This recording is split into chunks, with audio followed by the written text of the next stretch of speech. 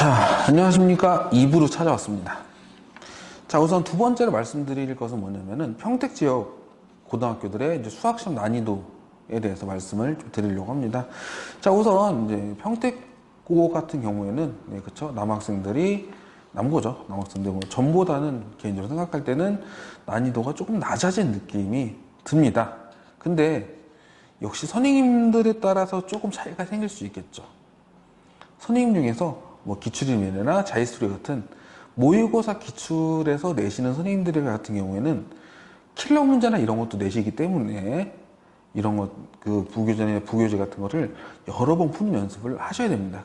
만약 안 풀고 그냥 들어갔다 시간에 쫓기다가 끝날 수도 있습니다. 그렇지 않은 경우에는 뭐 난이도가 엄청 어렵거나 이렇게 정도는 아닌 것 같습니다. 자, 두 번째, 신안고 같은 경우. 신안고도 역시 예전보다 난이도가 조금 낮아졌지만 아직도 약간 위아래 중간이 조금 듬성듬성 있는 듯한 느낌이다 라고 이야기를 하겠습니다.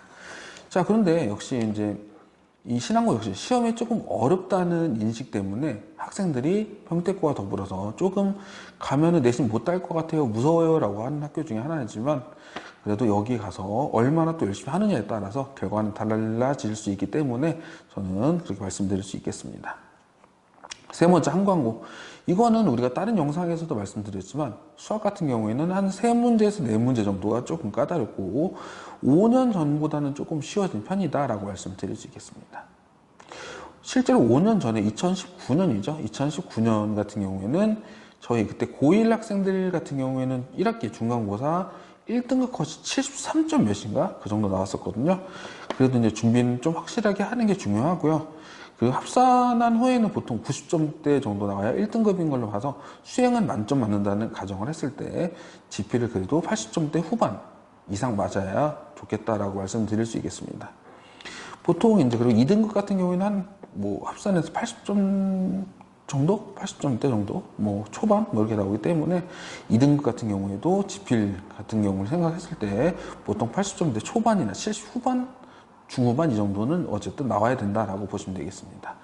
자, 그 다음 한광여고.